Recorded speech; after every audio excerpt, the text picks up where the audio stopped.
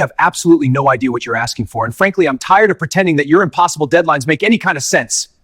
Nathan Cole stood in the center of Vivian Hayes' corner office, his voice rising with every word, 3 months of frustration finally breaking through the professional restraint he'd worked so hard to maintain. Through the floor-to-ceiling glass walls, he could see the entire marketing department had stopped working, their eyes fixed on the confrontation unfolding before them, like witnesses to a car crash they couldn't look away from. Vivian stood behind her pristine white desk, her long blonde hair pulled back in its usual severe bun, her blue eyes cold as winter ice, and her posture rigid with the kind of controlled fury that had earned her the nickname everyone whispered, but no one dared say to her face. The Ice Queen. She was wearing one of her signature tailored charcoal suits, the kind that probably cost more than Nathan's monthly rent, and her perfectly manicured nails pressed into the surface of her desk as she leaned forward. The Morrison account is the most important client this company has ever had. She said, her voice dangerously quiet, and if you cannot deliver what I need, then perhaps I made a mistake hiring you in the first place.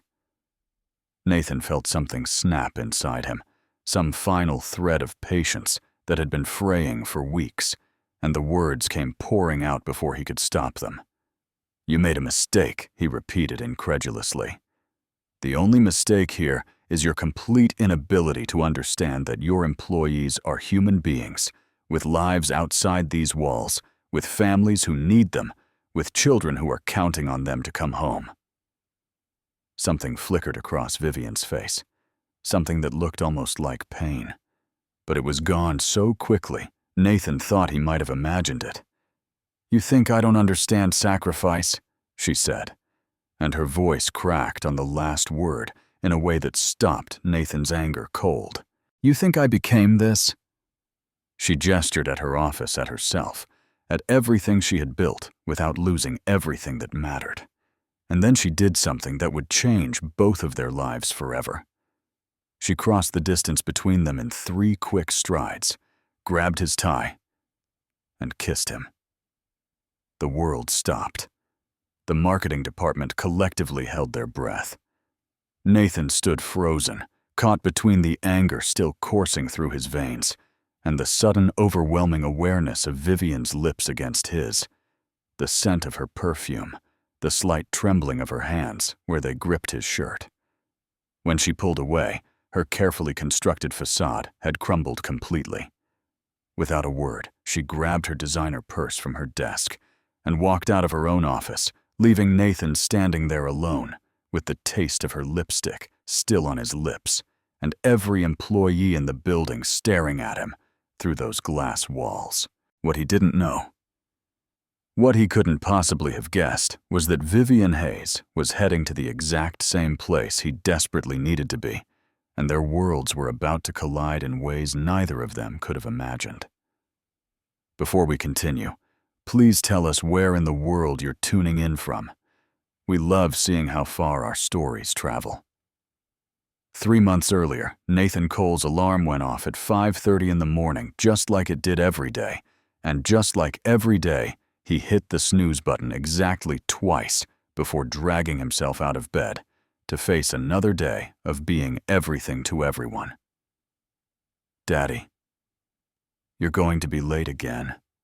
The small voice came from the doorway of his bedroom, and Nathan turned to find his 8-year-old daughter Emma standing there in her school uniform, her brown hair already brushed and braided, her backpack already packed and waiting by the front door. She was holding his tie in one hand and his coffee mug in the other, and the sight of her being so responsible, so grown up, so much more put together than any child her age should have to be made. Nathan's heart ached with a familiar mixture of love and guilt. I know, sweetheart, he said, accepting the tie and the coffee with a grateful smile.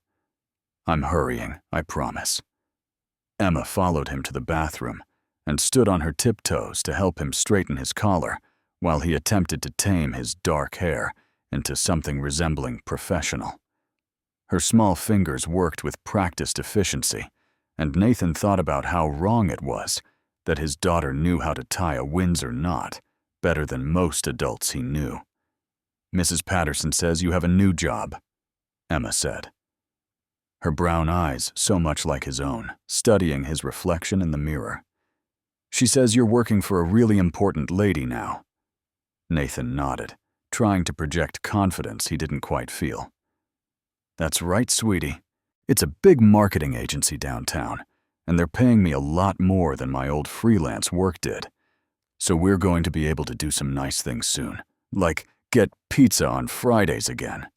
The hope in her voice nearly broke him. For the past 2 years since Rachel had left, since his wife had walked out the door with nothing but a note on the kitchen counter saying she needed to find herself somewhere in Europe, Nathan had been scraping by on freelance graphic design work that barely covered rent and groceries.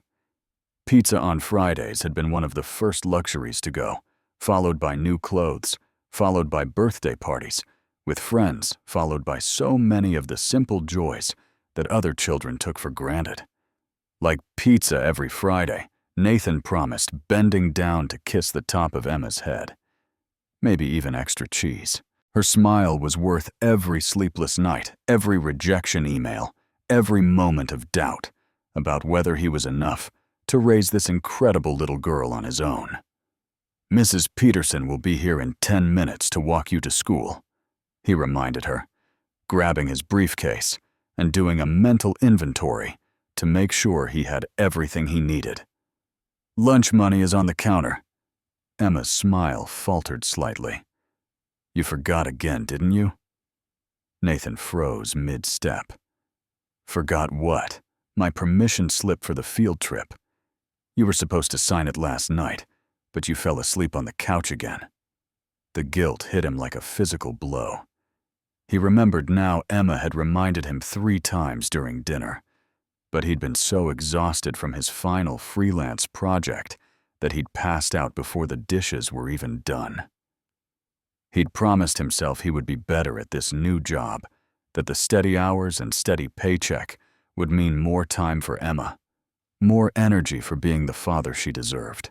"I'm so sorry, sweetheart," he said, fumbling through her backpack to find the crumpled form. "I'll sign it right now."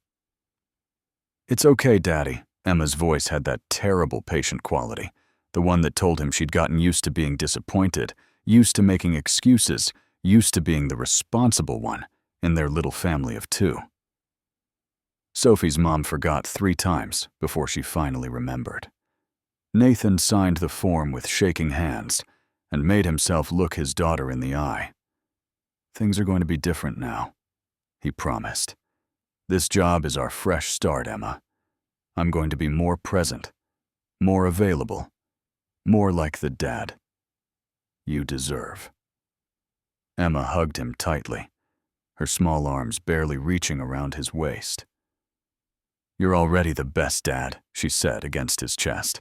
"I just wish you didn't have to work so hard." As Nathan rushed out the door, checking his watch and calculating whether he could make the bus if he jogged the first 3 blocks. He thought about the life they'd had before Rachel left, the house in the suburbs with the backyard swing set, the vacations to the beach every summer, the family dinners where they'd actually had time to talk about their days. Rachel had taken all of that when she walked away. Not physically, of course. The bank accounts had been empty long before her departure, thanks to her secret credit card debt that Nathan only discovered after she was gone.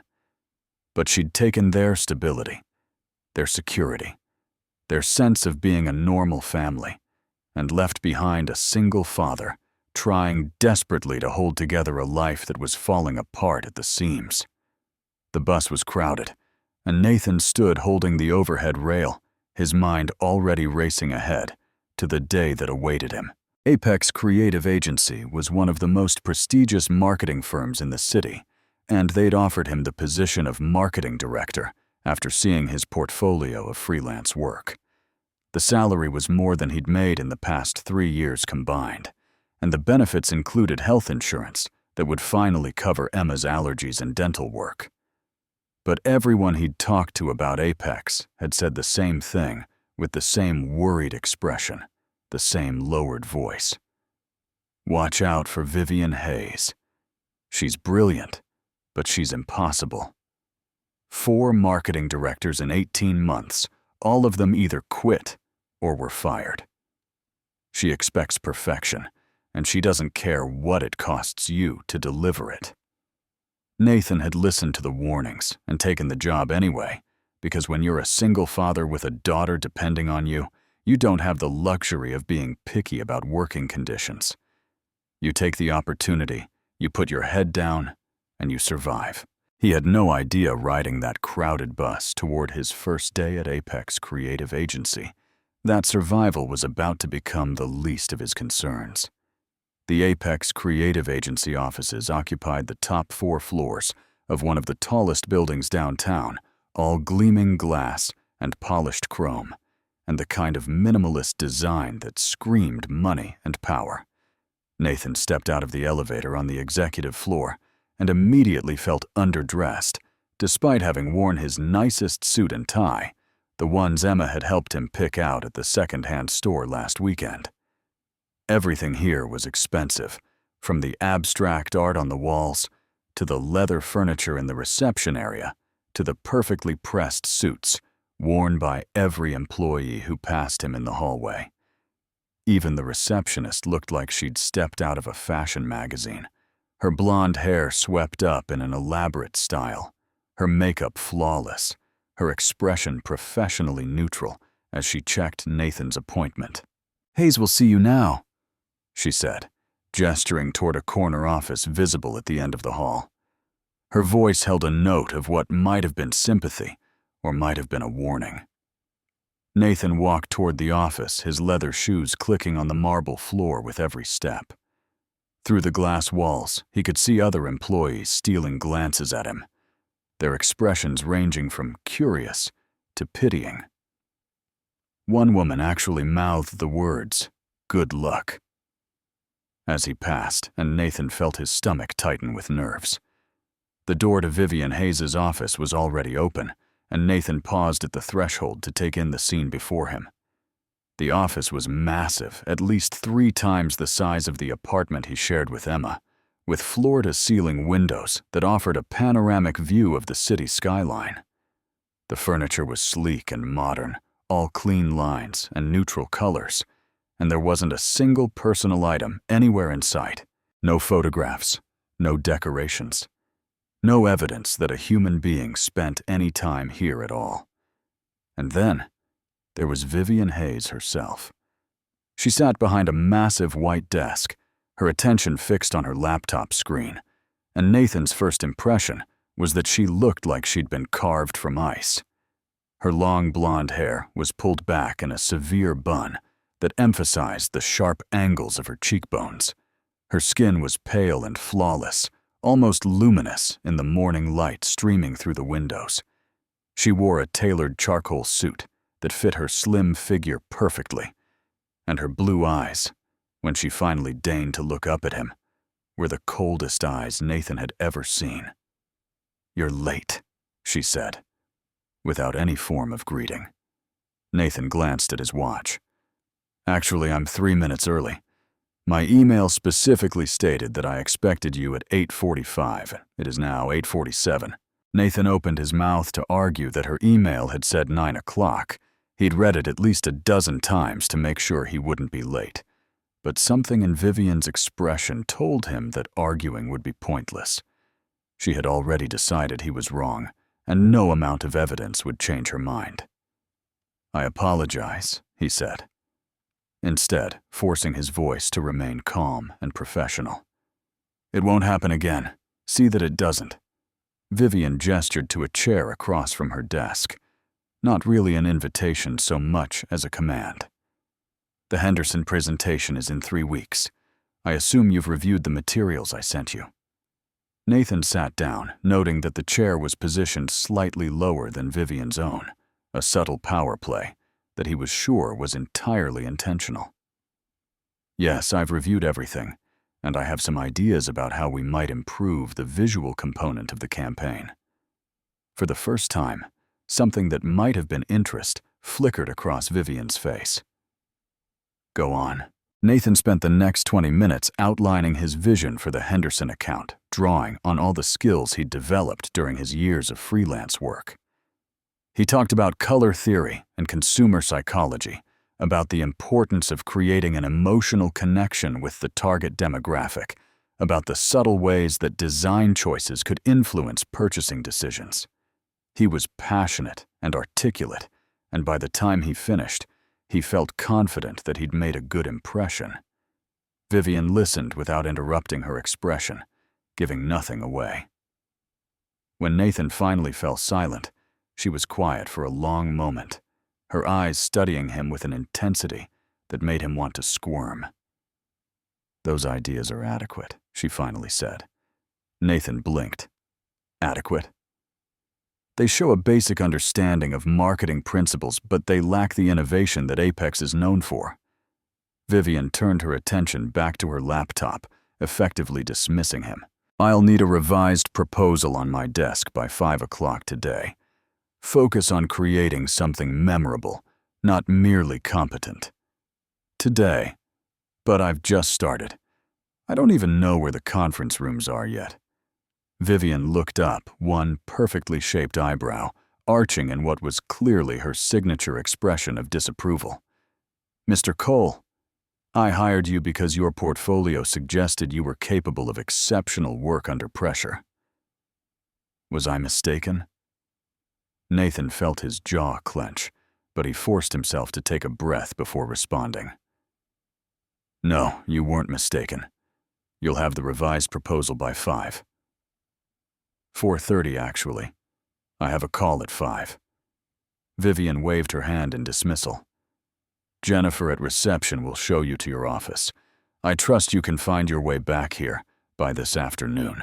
As Nathan walked out of Vivian Hayes' office, his mind was already racing, trying to figure out how he was going to completely reimagine a marketing campaign in less than 8 hours, while simultaneously learning the layout of a new building, meeting new colleagues, and setting up his workspace. Behind him, through the glass walls, he could have sworn he saw Vivian watching him go, her expression unreadable. But when he glanced back, she was focused on her laptop again, her attention already moved on to whatever crisis awaited her next. The next few weeks, Nathan thought grimly, were going to be the longest of his life. The first month at Apex Creative Agency established a pattern that Nathan quickly came to dread. Every morning he would arrive at the office at 7:30, a full hour before the official start time, only to find Vivian Hayes already at her desk, surrounded by documents and coffee cups, her eyes showing the fatigue of someone who had probably never left the night before. And every evening he would reluctantly leave at 8 or 9 o'clock, knowing that his daughter was waiting for him at home, only to receive emails from Vivian at midnight, at 2 in the morning at 4:30, asking why he hadn't responded to her previous messages. The revisions were endless. Nathan would spend days perfecting a presentation, only to have Vivian tear it apart with a few clipped sentences and a dismissive wave of her hand. He would incorporate her feedback meticulously, only to be told that his changes had ruined the original concept entirely. He began to feel like he was trapped in some kind of elaborate puzzle, where the rules kept changing whenever he thought he'd figured them out. The worst part wasn't the impossible deadlines or the constant criticism. The worst part was what the job was doing to his relationship with Emma. "Daddy, you're missing dinner again." Nathan pressed his phone to his ear, his heart aching at the disappointment in his daughter's voice. He was standing in the hallway outside a conference room where Vivian was conducting yet another marathon meeting about the Morrison account, and he'd stepped out to take Emma's call when he saw her name on his screen. "I know, sweetheart, and I'm so sorry. Ms. Hayes needs me to finish something tonight, but I promise I'll be home before bedtime." Mrs. Patterson already read me my story. Emma's voice was small and sad, in a way that made Nathan want to quit his job on the spot and rush home to hold her. "She doesn't do the voices like you do." Through the conference room window, Nathan could see Vivian addressing the team. her posture rigid, her expression intense. She was pointing at something on the screen, probably another flaw she'd found in his work. Another reason to keep everyone trapped in this building until midnight. "I'll make it up to you this weekend," Nathan promised. "We'll go to the park, and we'll get ice cream. And I'll read you 3 stories instead of 1. "You said that last weekend," Emma reminded him. "But then Ms. Hayes called, and you had to go back to the office." The guilt was suffocating. Nathan remembered that day, remembered seeing Vivian's name on his caller ID and feeling his stomach drop, remembered Emma's face when he'd explained that he had to leave, remembered driving back to Apex with tears burning in his eyes because he was failing at the one thing that mattered most to him. "Mr. Cole." Vivian's voice cut through his thoughts, sharp and impatient. She was standing in the doorway of the conference room, her blue eyes fixed on him with obvious disapproval. "We're waiting for your input on the visual timeline." Nathan covered the phone with his hand. "I'll be right there." "Now, Mr. Cole." Vivian's tone made it clear that this was not a request. "I have to go, baby." Nathan spoke quickly into the phone, hating himself with every word. "I love you so much, and I'll be home as soon as I can." He ended the call before Emma could respond, before he could hear the resignation in her voice that had become so familiar over the past few weeks, and followed Vivian back into the conference room with his professional mask firmly in place. The meeting dragged on for another 3 hours. By the time Nathan finally left the building, it was almost 11 o'clock, and he knew Emma would already be asleep. He drove home through empty streets thinking about all the bedtime stories he'd missed, all the homework sessions he'd had to skip, all the small moments of his daughter's childhood that were slipping away while he sat in conference rooms, trying to please a woman who seemed impossible to satisfy. But even as he resented Vivian Hayes for the demands she placed on him, Nathan couldn't help noticing things about her that complicated his anger. He noticed that she never took lunch breaks, subsisting on black coffee and whatever protein bars her assistant left on her desk. He noticed that she was always the first person to arrive and the last to leave, that her dedication to the company bordered on obsession, that beneath her cold exterior there seemed to be something almost desperate in the way she pushed herself and everyone around her. One evening, when Vivian had been particularly harsh in her criticism of his latest presentation, Nathan had impulsively stopped at a sandwich shop on his way back from the bathroom and bought her dinner. He'd left it on her desk without a word, not even sure why he'd done it. And the next morning the sandwich was gone, but Vivian never mentioned it. A week later, he did it again, and the same thing happened. The third time, Nathan happened to glance into her office as he was leaving for the night, and he saw Vivian sitting alone in the dark, eating the sandwich he'd brought her, staring out the window at the city lights, with an expression on her face that looked almost like loneliness. Something's going on with her, Nathan thought. Something she's hiding behind all those walls. But he pushed the thought away because Vivian Hayes was his boss, not his friend, and he had enough problems of his own without trying to solve hers. He had a daughter waiting for him at home, a daughter who needed her father present and available, and not constantly distracted by work, and that had to be his priority. Still, as the weeks went on, and Nathan learned to navigate Vivian's impossible expectations, he found himself noticing more and more about the woman behind the Ice Queen reputation. The way her eyes softened ever so slightly when she thought no one was watching.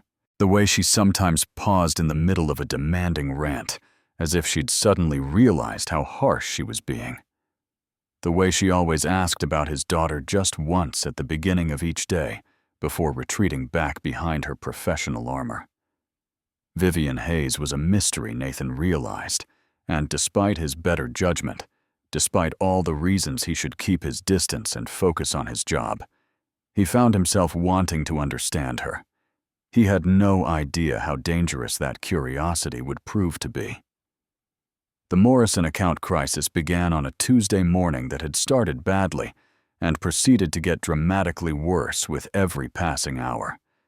Nathan had barely slept the night before, having stayed up until 2 in the morning, putting the finishing touches on a presentation that Vivian had requested be completely restructured at 6 o'clock the previous evening. He'd made it to the office by 7, bleary-eyed, and running on nothing but caffeine and desperation, only to find an email from Vivian waiting in his inbox, marked urgent, demanding another round of revisions before the client meeting that afternoon. By 10 o'clock, he'd revised the presentation 3 times. By 11, Vivian had rejected all 3 versions and demanded a completely new approach. By noon, Nathan was seriously considering walking out of the building and never coming back, salary and benefits, and daughter's future be damned. And then his phone buzzed with a text message that changed everything. It was from West End Elementary, from Emma's school, and the message was brief and alarming. Emma was in the nurse's office with a fever of 102 degrees, and someone needed to come pick her up immediately. Nathan's heart stopped. He read the message twice, 3 times, his hands shaking as he typed out a response, saying he was on his way. He saved his work, grabbed his jacket, and headed straight for Vivian's office, his mind already calculating how long it would take to get to the school and whether he could find someone to cover for him for the rest of the day. "I need to leave," he said, stepping into her office without knocking, his voice urgent. "My daughter is sick. She has a high fever, and the school just called." Vivian looked up from her laptop, her expression shifting from concentration to annoyance in the space of a heartbeat. "Mr. Cole, the Morrison meeting is in 3 hours. The presentation still needs significant work. I understand that, but my daughter needs me." Vivian leaned back in her chair, studying him with those cold blue eyes. "The Morrison account doesn't care about your personal problems, Mr. Cole. I expect you to find a way to handle your family situation without compromising your professional responsibilities." Something inside Nathan, something that had been building for weeks, finally shattered. "My personal problems," he repeated, his voice rising. "My 8-year-old daughter is sick and alone in a nurse's office, probably scared and wondering why her father isn't there, and you're calling that a personal problem. I'm calling it a distraction from your work." Vivian's voice remained cool, measured. "There are other people who can pick up your daughter. Your neighbor, for instance. You've mentioned her before. My neighbor has a doctor's appointment today that she's been waiting 3 months for." Nathan's hands clenched into fists at his sides. "And even if she didn't, that's not the point. The point is that I'm Emma's father, and when she needs me, I should be there." Vivian stood up slowly, her eyes never leaving his. "The point, Mr. Cole, is that you accepted a position that comes with significant responsibilities. If you cannot fulfill those responsibilities, perhaps this isn't the right fit for you." The threat was clear, and it was the final straw. "You know what, maybe it isn't the right fit?" Nathan exploded, 3 months of frustration pouring out in a torrent of words he couldn't stop. "Maybe I made a mistake thinking I could work for someone who sees her employees as machines instead of human beings. Maybe I was wrong to believe that a company could be successful without destroying the personal lives of everyone who works here." "You have no idea." Vivian began, her voice rising to match his. "No, you have no idea." Nathan stepped closer, his finger pointing at her in a way he knew was unprofessional, but couldn't help. "You sit in this office 18 hours a day. You don't eat. You don't sleep. You don't have any relationships outside this building, and you expect everyone else to sacrifice their lives the same way you've sacrificed yours. You think you understand my life?" Vivian hissed, her composure cracking in a way Nathan had never seen before. "You think you know what I've given up, what I've lost." "I know you're alone," Nathan fired back. I know you've built walls so high that no one can get through them. And I know that making everyone else miserable isn't going to fill whatever void you're trying to fill. The words hung in the air between them, harsh and honest, and impossible to take back. Vivian's face had gone pale, her hands trembling slightly at her sides, and for a moment Nathan saw something in her eyes that looked like genuine pain. "You have no idea what it's like," he continued, his voice rough with emotion. "To be everything for someone. To know that if you fail, it's not just you who suffers. My daughter depends on me for everything, and every hour I spend in this building is an hour I'm taking away from her. You think I don't understand sacrifice?" Vivian's voice cracked on the words, her Ice Queen mask shattering completely. "You think I became this?" She gestured at her office, at herself, at the empire she'd built, without losing everything that mattered. There was something in her voice, something raw and wounded, that made Nathan stop mid-argument. He looked at her, and for the first time he saw past the professional armor to the woman underneath. A woman who was exhausted, lonely, and carrying wounds that no one in this building had ever seen. And then she kissed him. It happened so fast that Nathan didn't have time to react. One moment they were standing 3 feet apart, anger crackling between them like electricity. And the next, Vivian had crossed the distance, grabbed his tie, and pressed her lips to his, with a desperation that took his breath away.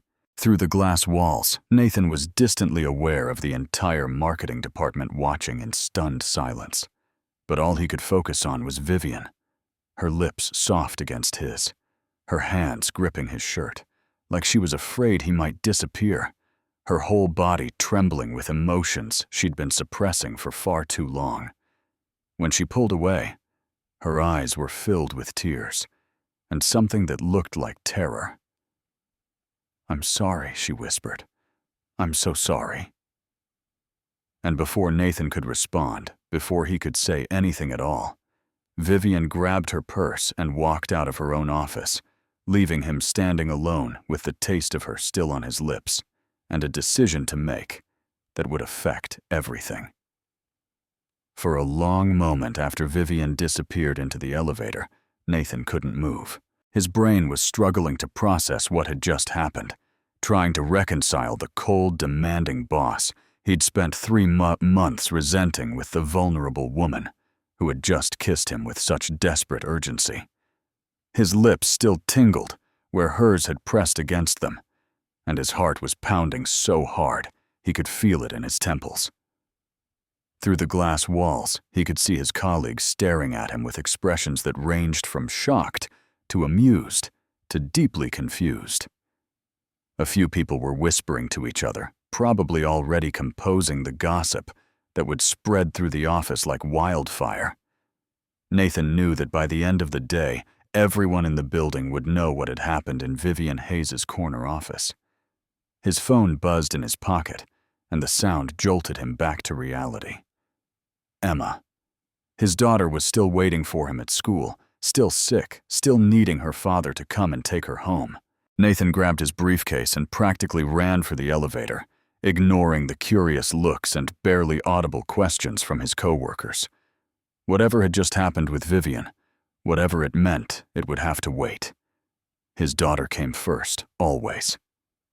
The drive to West Side Elementary felt interminably long. Nathan gripped the steering wheel with white knuckles, his mind racing between concern for Emma and confusion about Vivian. Why had she kissed him? What had she been trying to say? And why, despite everything, was some small part of him replaying that kiss over and over, trying to remember every detail, every sensation, every moment of connection with a woman he'd thought he understood? When he finally reached the school, Nathan parked haphazardly and rushed through the front doors, following the familiar route to the nurse's office. He'd been here before for scraped knees and headaches, and one memorable incident involving a glitter explosion in art class. but he'd never felt this particular combination of worry and distraction before. He rounded the corner toward the nurse's station and stopped dead in his tracks.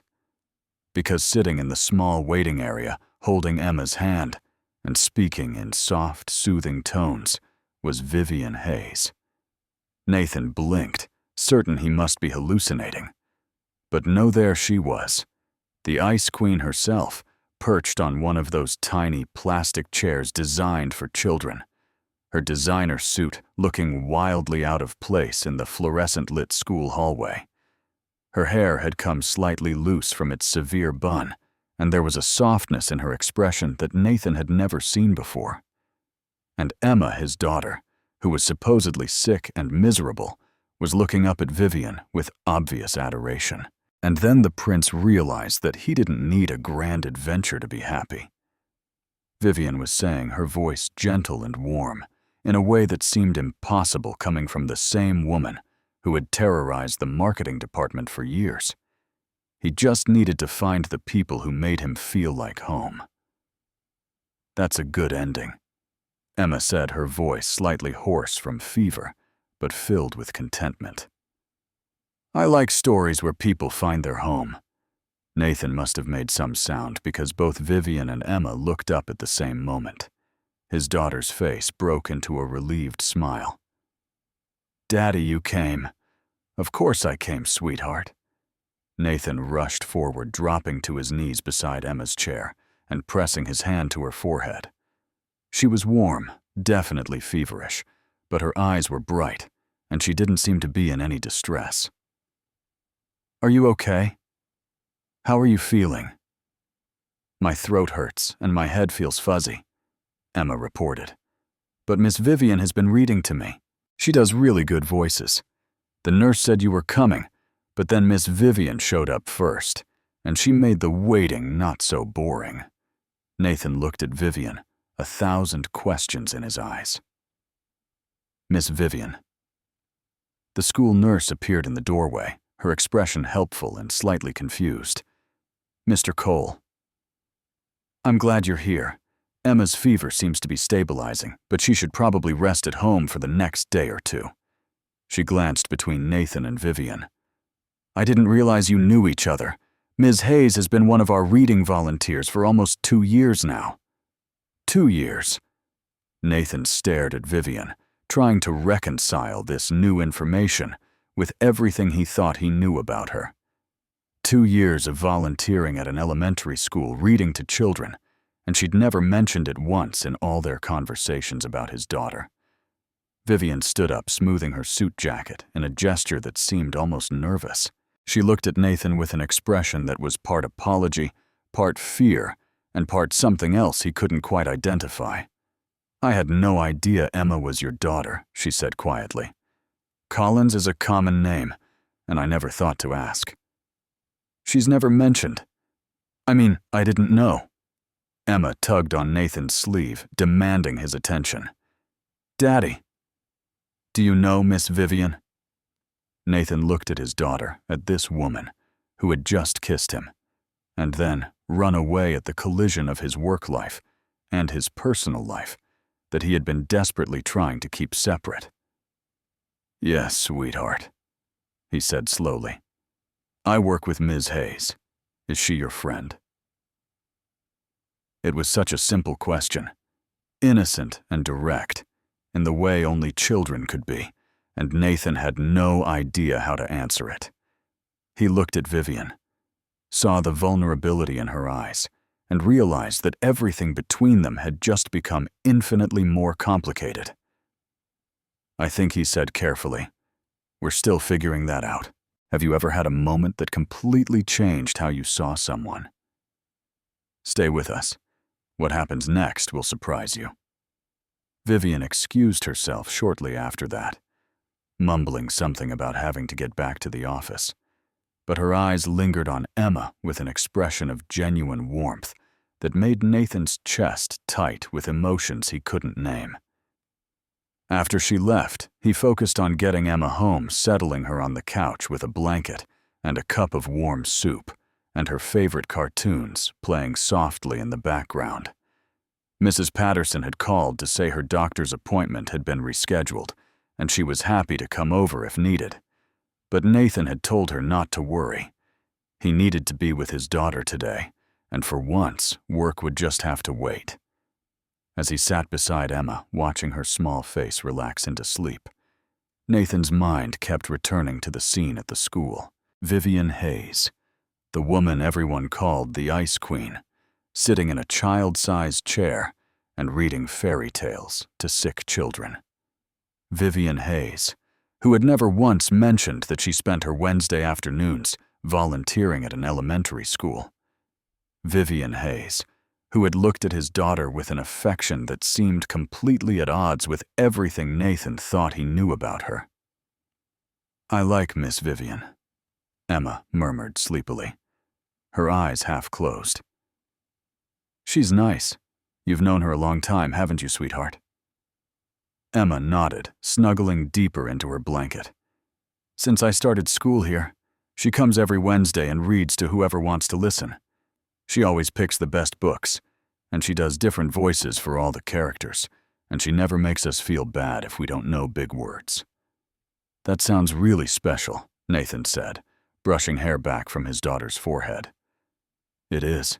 Emma's eyes opened slightly, fixing on her father with that serious expression she got when she was about to say something important. "Some of the kids at school, their parents don't come to stuff. Like Bobby. His mom and dad are always working, and Miss Thompson's husband left her, and Jeremy lives with his grandma because his parents are somewhere else." Nathan's heart clenched. He knew these stories, knew them from parent-teacher conferences and casual conversations, and Emma's matter-of-fact recounting of her classmates' lives. Children carrying burdens no child should have to carry, learning too early that the adults in their lives weren't always reliable. "Miss Vivian pays attention to those kids," Emma continued. "She remembers their favorite books. She asks about their days. She makes them feel like they matter, even if nobody else does." The words hit Nathan like a physical blow. He thought about all the times he'd judged Vivian, all the assumptions he'd made about her cold heart and her inability to care about anything but work. He thought about the sandwich he'd left on her desk, the lonely expression he'd glimpsed through her office window, the crack in her voice when she'd said, "You think I became this without losing everything that mattered." There was so much more to Vivian Hayes than he'd ever imagined, and now that he'd seen behind her mask, he couldn't unsee it. That evening, after Emma had recovered enough to eat dinner and beg for an extra bedtime story, Nathan sat alone in his living room with his phone in his hand. He'd been staring at Vivian's contact information for the past 20 minutes, trying to decide whether to call or text, or just let the whole complicated situation sort itself out. In the end, he sent a simple message. "Thank you for being there for Emma today. I had no idea about the volunteering. Can we talk?" The response came almost immediately, as if Vivian had been waiting, as if she'd been holding her phone and hoping he would reach out. "I'm sorry for what happened in my office. It was completely inappropriate. But yes, I think we need to talk." Tomorrow after work, Nathan typed back his agreement and set his phone aside. His heart beating faster than it should have been at the prospect of a simple conversation. But he knew with a certainty that surprised him that nothing about whatever came next would be simple. Vivian Hayes had kissed him. Vivian Hayes volunteered at his daughter's school. Vivian Hayes had been reading stories to children for 2 years while building a reputation as the coldest, most demanding boss in the city. And Nathan Cole, single father and perpetually exhausted employee, was about to discover that the woman he thought he understood was really someone entirely different. The next morning at the office was possibly the most awkward experience of Nathan's professional life. He arrived at his usual time, 7:30, to find that the gossip about yesterday's kiss had spread exactly as far as he'd feared. Every conversation seemed to stop when he walked by. Every pair of eyes seemed to follow him down the hallway. Even the receptionist, who was usually professional to the point of being robotic, gave him a knowing look that made Nathan want to sink through the floor. Vivian's office was dark when he passed it, which was unusual. She was always there before everyone else, always the first light on in the building, always ready with assignments and criticism and impossible demands. Her absence felt significant, like a statement he couldn't quite interpret. By 9 o'clock, she still hadn't arrived, and Nathan was starting to worry. By 10, he'd checked his email a dozen times, looking for some explanation. By 11, he'd decided that he needed to focus on work and stop obsessing over a woman who was still technically his boss, and who had probably spent the night regretting everything that had happened between them. And then at exactly 11:15, Vivian Hayes walked into the office. She was wearing one of her signature power suits, charcoal gray with sharp lines that emphasized her commanding presence. But there was something different about her today. Her hair was still in its usual severe bun, but there were shadows under her eyes that suggested she'd slept even less than usual. Her posture was still perfect, but her movements seemed slightly hesitant, as if she was second-guessing every step. She walked straight to her office without looking at anyone, closed the door behind her, and didn't emerge for the next 3 hours. At 2:30, Nathan's phone buzzed with a message. "My office. Please." He took a deep breath, straightened his tie out of nervous habit, and made the long walk across the floor to Vivian's corner office. Every pair of eyes followed him. Every whispered conversation paused, and by the time he reached her door, Nathan felt like he was walking to his own execution. He knocked twice and heard her voice say, "Come in." Vivian was standing by the window, her back to him, her silhouette outlined against the city skyline. She didn't turn around when he entered, and for a long moment, neither of them spoke. "Close the door," she said finally. Nathan did as she asked, then stood there awkwardly, unsure whether to sit down or remain standing, unsure what to say or how to begin. The kiss hung between them like an invisible barrier, acknowledged and yet impossible to address. "What happened yesterday was inappropriate," Vivian said, still facing the window. "I put you in an uncomfortable position. I jeopardized our professional relationship, and I created exactly the kind of office gossip that I've spent years trying to avoid." Nathan waited, sensing there was more. "I should apologize and pretend it never happened." Vivian's voice was carefully controlled, but Nathan could hear the strain underneath. "That's what a responsible CEO would do. That's what I should want to do." She finally turned to face him, and Nathan was struck by how tired she looked. Not just physically tired, but emotionally exhausted, like someone who had been carrying a heavy burden for far too long. "But I find that I can't pretend," she continued. "I can't pretend that kiss meant nothing. I can't pretend I haven't noticed you. Nathan really noticed you for weeks now. And I certainly can't pretend that I wasn't at your daughter's school yesterday because she reminded me of myself at that age." Nathan stepped closer, his professional caution overridden by genuine curiosity. "Why were you at Emma's school?" "How long have you been doing that?" "Almost 2 years." Vivian's voice softened slightly. "After I became CEO, after I realized how isolated I'd become, I started looking for ways to connect with something real, something that wasn't about money or power or business. The school had a program for volunteer readers, and I thought it would be a few hours a week where I could just be a person instead of a title." And Emma Vivian's expression shifted, becoming almost tender. She was one of the first children to come to story time. Most of the kids are shy at first, but Emma walked right up to me and asked if I could read a book about dragons. She wasn't afraid of me at all. "She's not afraid of anything," Nathan said, unable to keep the pride out of his voice. "I know." Vivian smiled a real smile, that transformed her entire face. She reminds me of myself at that age before I learned to be afraid. Before I learned that the world wasn't always kind to little girls with big dreams and no one to protect them. The vulnerability in her voice made Nathan's heart ache. He remembered what she'd said yesterday about losing everything that mattered, about sacrificing more than anyone knew. He'd dismissed it as deflection at the time, but now he wondered if she'd been telling the truth.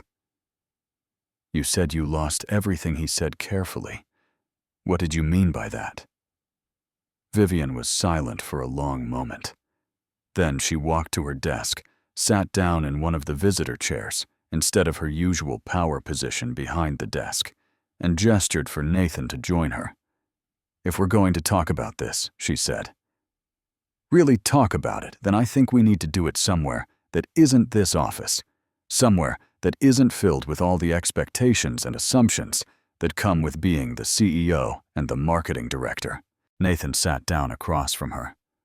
"What did you have in mind?" "There's a cafe about 4 blocks from here. Small, quiet. No one from the office ever goes there because it doesn't serve anything fancy enough to impress clients."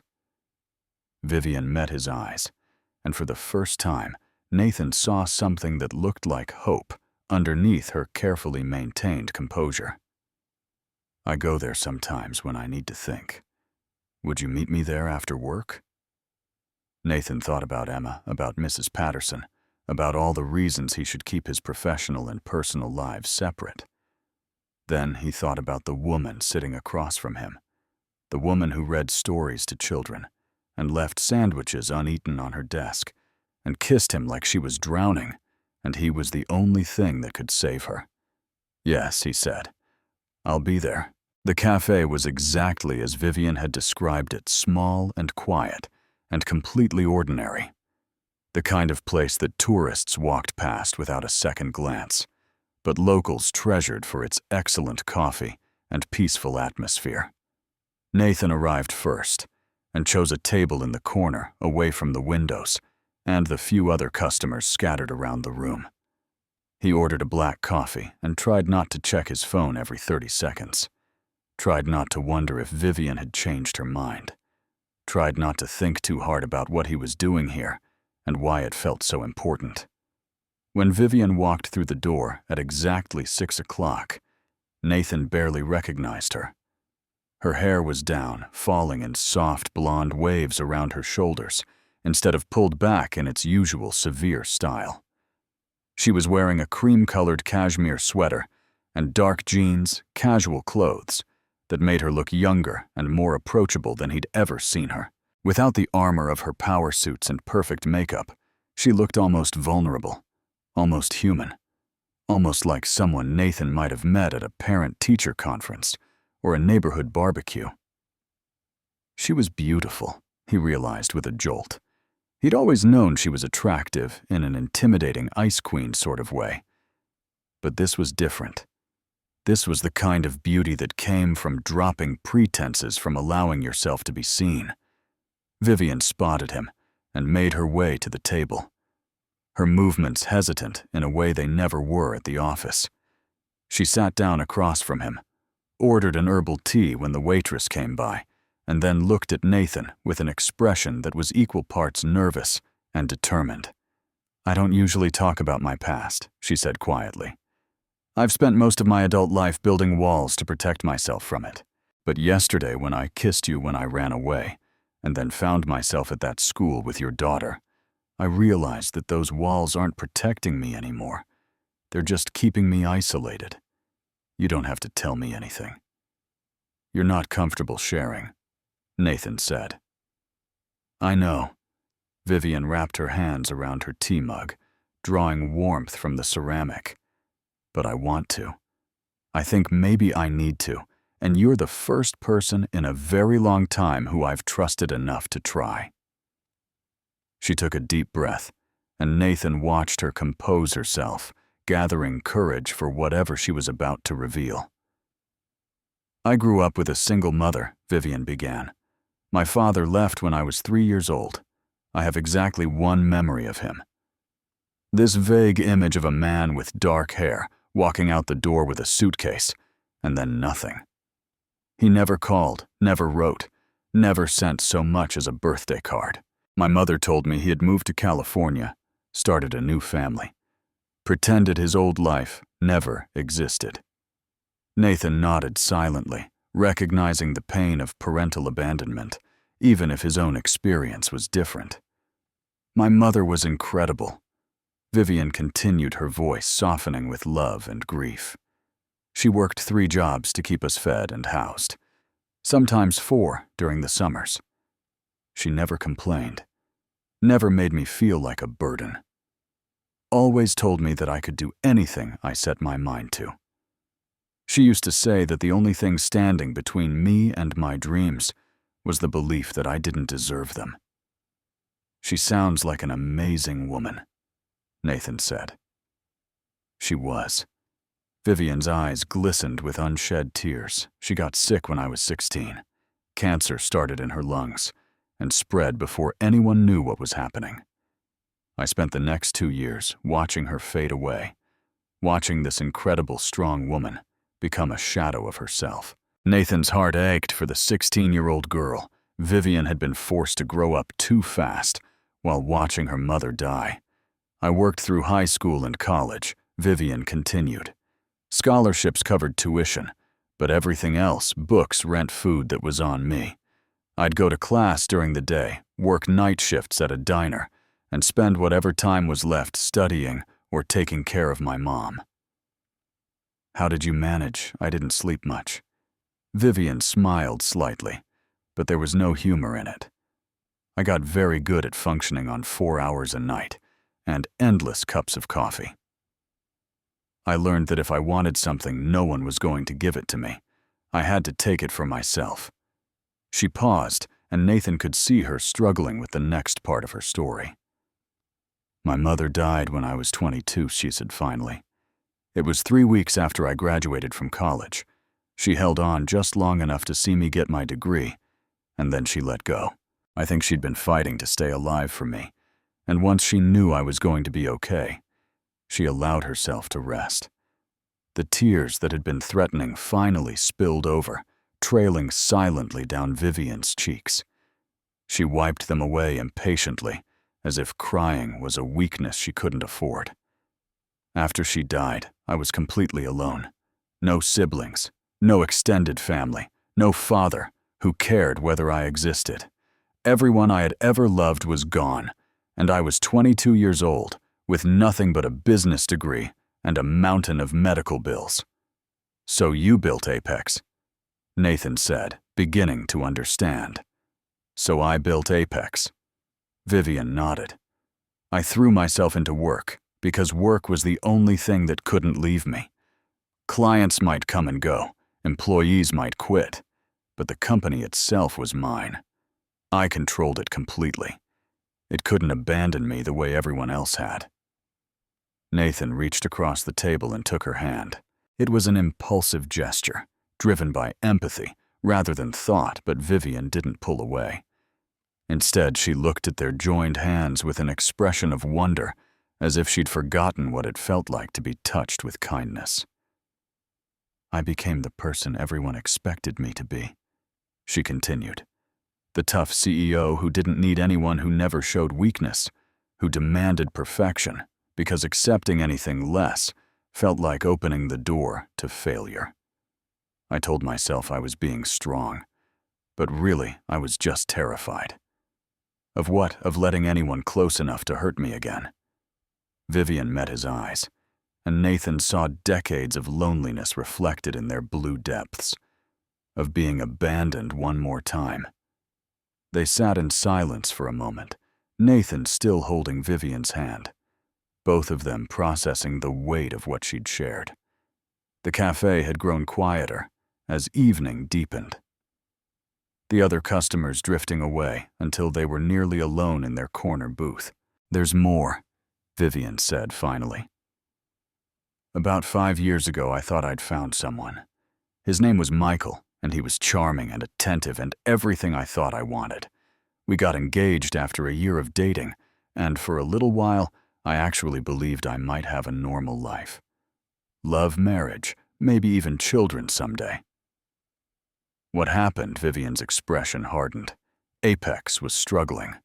The economy had hit a rough patch, and I was working around the clock trying to keep the company afloat. Michael complained that I was never around, that I cared more about my business than about him, that he was tired of being second priority. Nathan could see where this was going, and his heart ached for the woman Vivian must have been already wounded by abandonment and about to be wounded again. He cheated on me, Vivian said flatly. With my best friend, actually. They had been seeing each other for months behind my back. And when I finally found out, he had the audacity to say it was my fault. That if I'd been a better fiancé, he wouldn't have needed to look elsewhere. That's not true, Nathan said firmly. His choices were his own. I know that now. Vivian shrugged slightly, but Nathan could see the old pain underneath her casual gesture. But at the time, I believed him. I believed that I was unlovable, that my ambition had made me cold, that no one would ever want me for who I really was. She took a sip of her tea, gathering herself. After Michael left, I made a decision. I would never let anyone close enough to hurt me again. I would be the ice queen everyone expected, the demanding boss who didn't care about feelings or relationships or anything that couldn't be measured in quarterly earnings. It was safer that way. But lonely, Nathan said quietly. Incredibly lonely. Vivian met his eyes.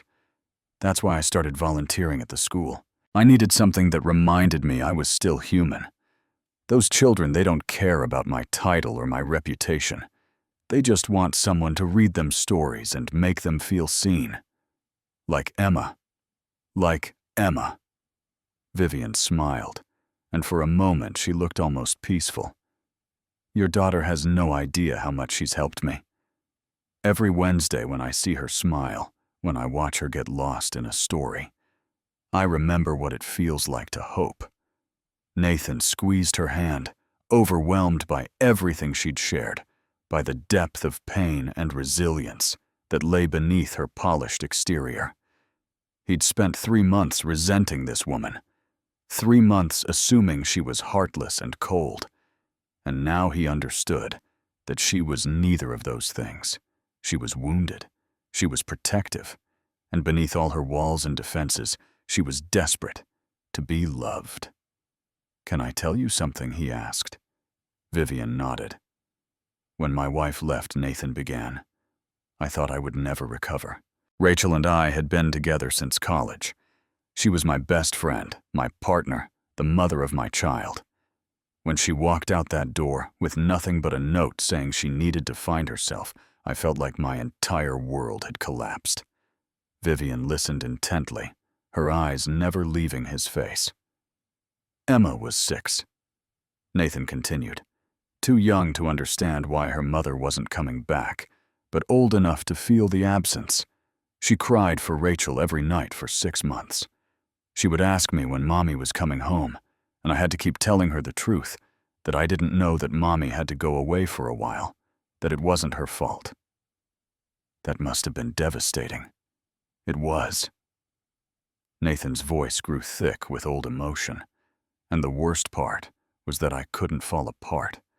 Not completely, because Emma needed me. So I cried in the shower where she couldn't hear me. I screamed into my pillow after she went to sleep.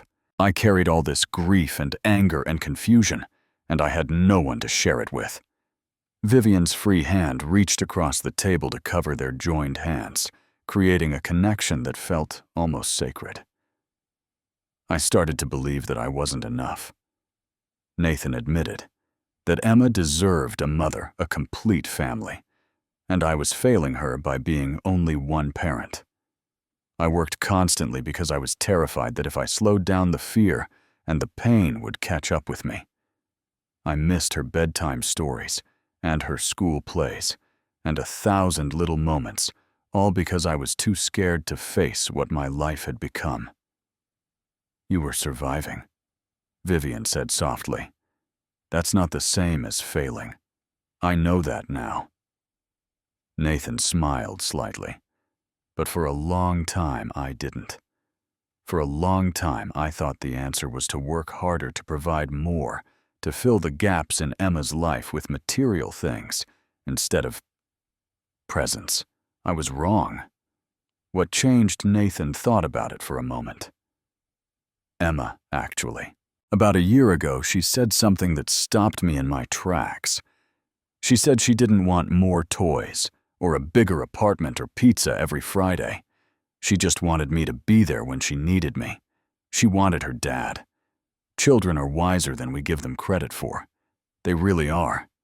Nathan met Vivian's eyes, feeling a connection that went beyond professional respect or physical attraction. They see through all our walls and defenses. They don't care about our titles or our money. They just want to be loved. The parallel to what Vivian had said about the children at school wasn't lost on either of them. They were both wounded people, both survivors of abandonment, both struggling to balance their fears with their need for connection. "I don't know what any of this means," Vivian said finally. "I'm still your boss. There are about 100 reasons why this is complicated and probably ill-advised. But when I'm with you, when I was reading to Emma at the school, I felt something I haven't felt in years." What Vivian hesitated, as if the word itself was difficult to speak. Hope. Nathan lifted their joined hands and pressed a gentle kiss to her knuckles. It was a small gesture, but it carried the weight of everything they'd shared, everything they'd discovered about each other. "Whatever this is between us," he said quietly, "I think it's worth exploring. But I need you to understand that Emma comes first. Always. She's my daughter, and I won't do anything that might hurt her." "I would never ask you to," Vivian replied. "In fact, that's one of the things I admire most about you. You're a good father, Nathan. Emma is lucky to have you." They sat there together as the cafe prepared to close two people who had started the day as boss and employee, and ended it as something much more complicated and much more promising. Neither of them knew exactly where this path would lead, but for the first time in a very long time, they were both willing to find out. The changes at Apex Creative Agency over the following 2 weeks were subtle but unmistakable. Vivian's criticism of Nathan's work became more constructive, focusing on genuine improvements rather than impossible standards. She started leaving the office at reasonable hours, sometimes even joining the rest of the staff for the occasional Friday afternoon gathering that she'd previously dismissed as a waste of productive time.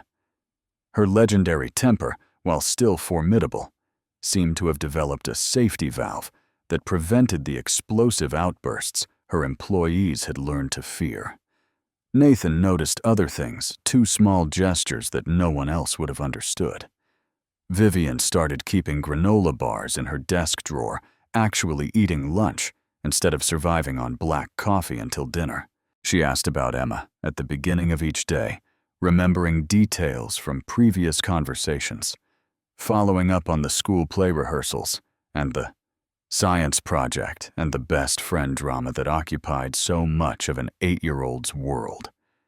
And sometimes when they passed each other in the hallway or found themselves alone in a conference room, there would be a look that passed between them, a silent acknowledgement of the connection they were building, the secret they were keeping from everyone around them. They met for coffee twice more after that first evening at the cafe conversations that ranged from professional strategy to personal history to comfortable silences that felt more intimate than words. They texted each other late at night when the rest of the world was asleep, and the boundaries between boss and employee seemed to blur into something else entirely. Nathan found himself looking forward to seeing Vivian each day in a way that surprised him. He noticed the way her eyes lit up when she was excited about a project, the way she bit her lower lip when she was concentrating, The way her laugh, when she actually allowed herself to laugh, transformed her entire face. The rest of the office noticed the changes too, though no one quite understood what was happening.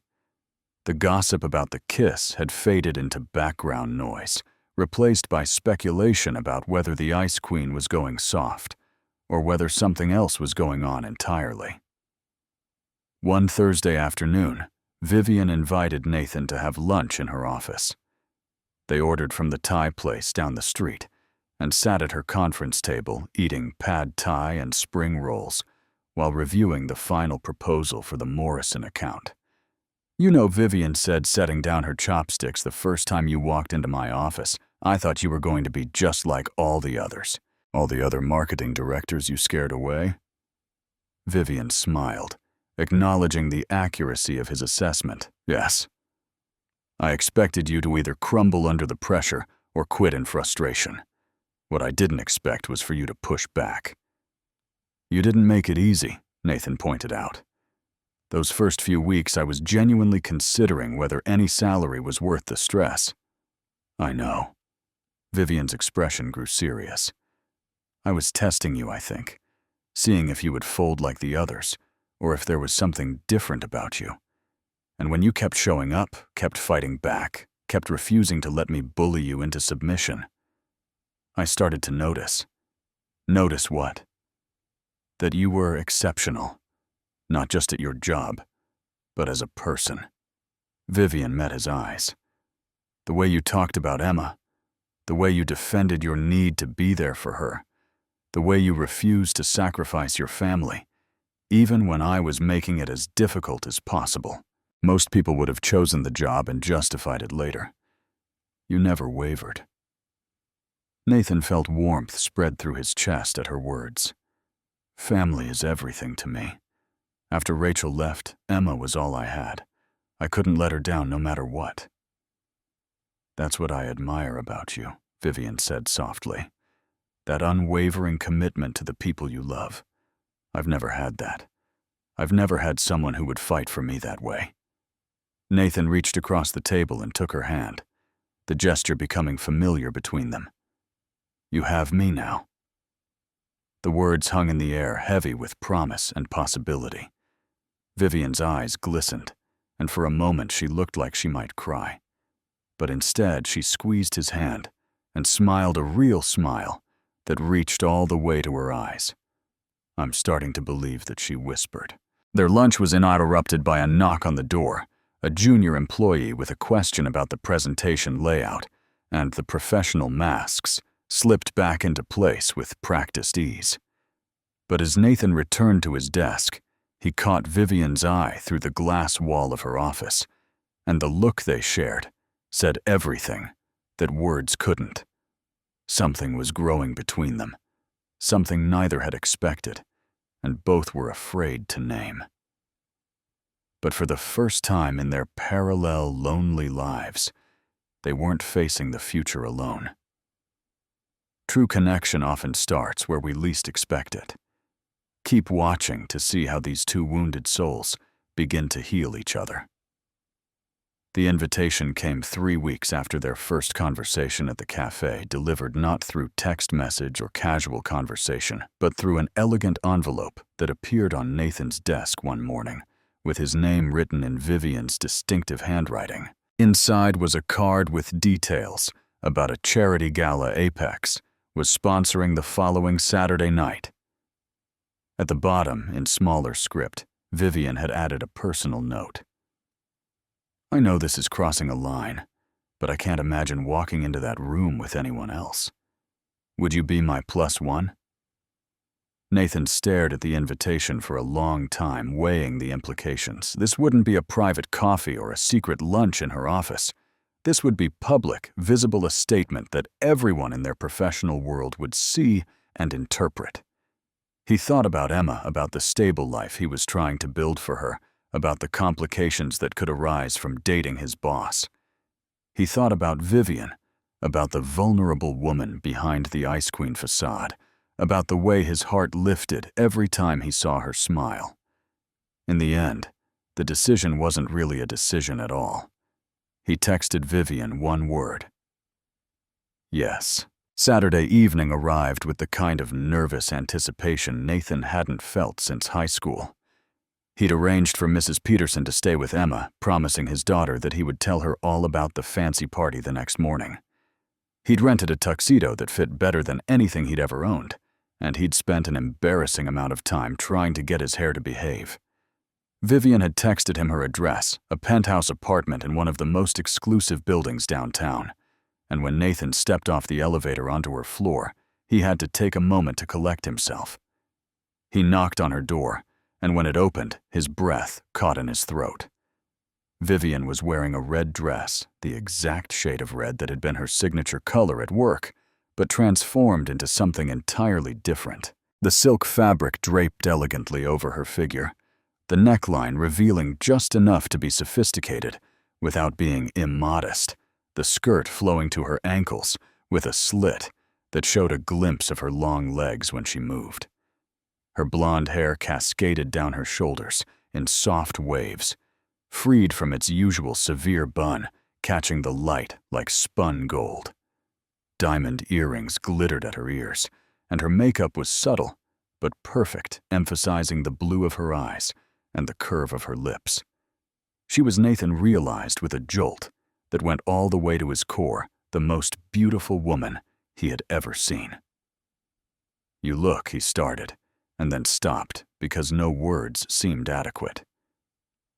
"You look incredible." Vivian smiled, and even her smile was different tonight, softer and more genuine than the professional expression she wore at work. "Thank you," she said. "You clean up pretty well yourself." Nathan offered his arm, and she took it, her fingers warm against his sleeve. As they made their way downstairs to the waiting car, he caught her glancing at him with an expression that made his heart race. The gala was held at the city's most prestigious event venue, a historic building that had been renovated to blend classic architecture with modern elegance. When Nathan and Vivian walked through the entrance together, he was immediately aware of the attention they attracted. Colleagues from Apex did double takes their expressions, ranging from surprised to intrigued to, in a few cases, obviously jealous. Business contacts who knew Vivian's reputation as the Ice Queen stared openly at the transformation before them. Even the servers seemed to pause slightly as they passed, as if recognizing that this couple was somehow different from the others in the room. "Everyone is staring," Nathan murmured as they made their way through the crowd. "Let them," Vivian replied, her chin lifting with a confidence that came from certainty rather than bravado.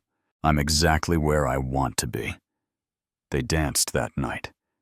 Traditional waltzes and modern slow dances. Nathan's hand at the small of Vivian's back, her head resting against his shoulder during the quieter moments. They talked to colleagues and clients, presenting a united front that raised eyebrows and sparked whispered speculation. They laughed at each other's jokes and finished each other's sentences, and generally behaved like two people who had been together for years rather than weeks. And when the evening finally wound down and Nathan walked Vivian to her door, he didn't want to say goodnight. "Thank you," Vivian said, her key in her hand, but no move to use it. I haven't felt like this in a very long time." "Like what?" "Like myself." Vivian stepped closer, her eyes searching his face. "Like the person I might have been if life hadn't taught me to be so afraid." Nathan cupped her face in his hands, gentle and reverent, and kissed her.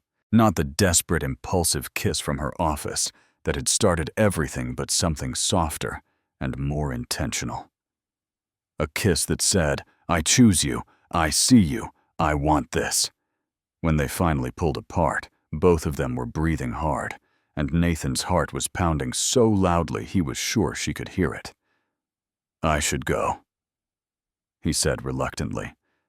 "Mrs. Peterson is waiting, and Emma." "I know," Vivian smiled, and it was the most beautiful thing Nathan had ever seen. But maybe next time we could have dinner. You, me, and Emma. The invitation hit Nathan like a wave of warm water. Vivian wasn't just interested in him. She wanted to be part of his life, part of his family, part of the messy, complicated, beautiful reality of single fatherhood. I would like that, he said. Emma would like that too. She asks about you every day, you know. Does she? She wants to know when Miss Vivian is coming to read to her again. Vivian laughed, and it was a sound of pure joy, untainted by her usual defenses. Tell her Saturday. I'll bring my favorite books. Nathan kissed her once more, a brief press of lips that promised more to come, and then forced himself to step away. As he rode the elevator down to the waiting car, he couldn't stop smiling. For the first time since Rachel left, he could imagine a future that included something more than just survival. He could imagine happiness. Nathan spent the entire week preparing Emma for Vivian's visit, trying to explain the situation in terms an 8-year-old could understand, without revealing too much about the complicated feelings involved. Emma, he said on Wednesday evening as they ate dinner together. Do you remember Miss Vivian from school, the lady who reads stories? Emma's face lit up immediately. Miss Vivian is the best. She does all the voices, and she never makes fun of us when we ask questions, and she remembers everyone's favorite books. Well, I have some news. Nathan set down his fork, giving his daughter his full attention. Miss Vivian and I have been spending some time together outside of work. We've become friends. Like boyfriend and girlfriend friends, Emma asked, with the directness that only children possess. Nathan felt his cheeks warm slightly. We're still figuring that out, sweetheart. But Miss Vivian is coming to visit on Saturday. She's going to have lunch with us, and maybe read some stories if that's okay with you. Emma was practically bouncing in her seat. Really? Miss Vivian is coming to our house. Can we show her my room? Can she meet Mr. Whiskers? Can we make cookies? The enthusiasm was infectious, and Nathan found himself laughing at his daughter's excitement. We can do all of those things as long as you remember that this is special for Miss Vivian too. She doesn't have a lot of experience with families, and she might be a little nervous. Why would she be nervous? Emma asked, genuinely confused. We're nice. Nathan smiled, his heart swelling with love for this incredible child who saw the world so simply. Yes, we are. And I think Miss Vivian is going to love spending time with us. Saturday arrived with beautiful autumn weather, crisp and sunny, and perfect for the kind of day Nathan had envisioned. He spent the morning cleaning the apartment until it sparkled, preparing a simple but delicious lunch, and trying not to pace nervously as the clock ticked toward noon. Emma, on the other hand, was a whirlwind of preparation. She had arranged her stuffed animals in order of importance, selected 7 books from her shelf that she wanted to share with Miss Vivian, and changed her outfit 3 times before settling on her favorite purple dress. When the doorbell finally rang at exactly noon, Emma beat Nathan to the door, flinging it open with an enthusiasm that made Vivian take a startled step backward. Miss Vivian. You're here. Vivian stood in the hallway looking nothing like the intimidating CEO who ruled Apex Creative with an iron fist. She was wearing jeans and a comfortable sweater, her blonde hair loose around her shoulders, and she was carrying a large bag that clinked with the unmistakable sound of books. I brought some of my favorites, she said, holding up the bag.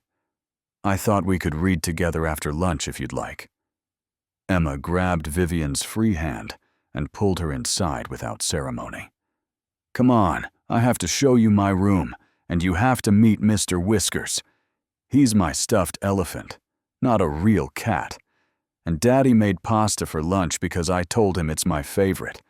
And the words tumbled out in an excited rush, and Nathan watched as Vivian allowed herself to be dragged into their modest apartment, her expression shifting from nervous to delighted as Emma's enthusiasm proved impossible to resist.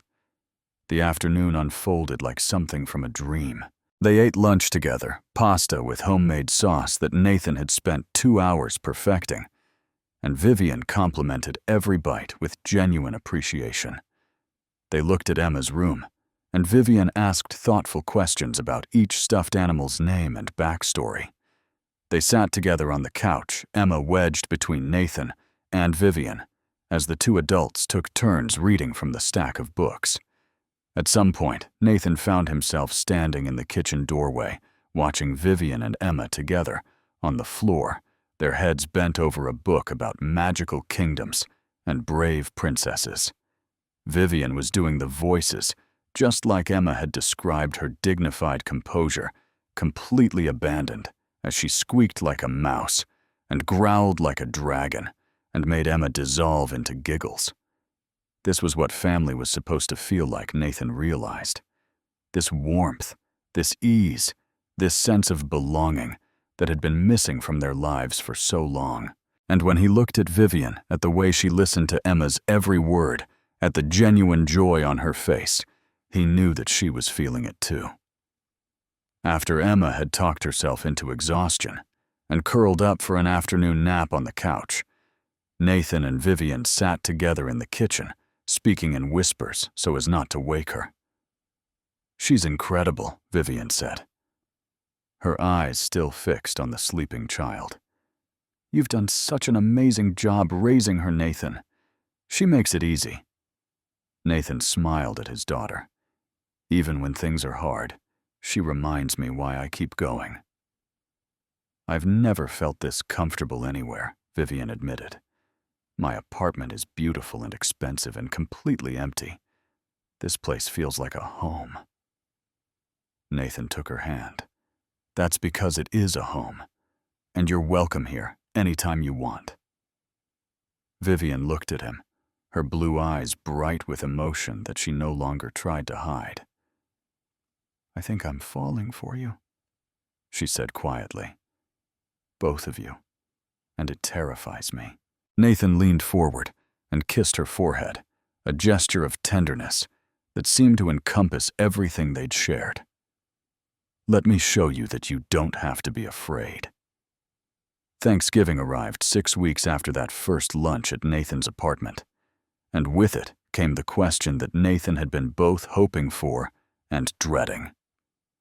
"What are your plans for the holiday?" Vivian asked one evening, as they sat together in her office, reviewing end-of-year reports.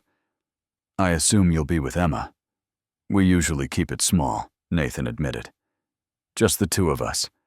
I've never been much of a cook, and most of our family is pretty far away." Vivian was quiet for a moment, and Nathan could see her wrestling with something, some question or invitation that she wasn't sure how to express. "Would you?" We started then. Stopped and tried again. "I've never actually celebrated Thanksgiving. Not properly. My mother and I never had the money for big meals, and after she died, well, it was just another day." The loneliness in her voice made Nathan's heart ache. He thought about all the Thanksgivings she must have spent alone in her empty penthouse while families all over the city gathered together to share meals and memories. "Come to our place," he said without hesitation. "We'll do it together." "I don't want to intrude on your family time," Vivian protested. "You're not intruding. You're joining." Nathan took her hand. "That's what families do." Thanksgiving morning found the three of them crammed into Nathan's tiny kitchen, making a spectacular mess as they attempted to prepare a traditional holiday meal. Vivian had arrived early with bags of groceries and a cookbook that had never been opened, and Emma had immediately claimed the role of official taste tester.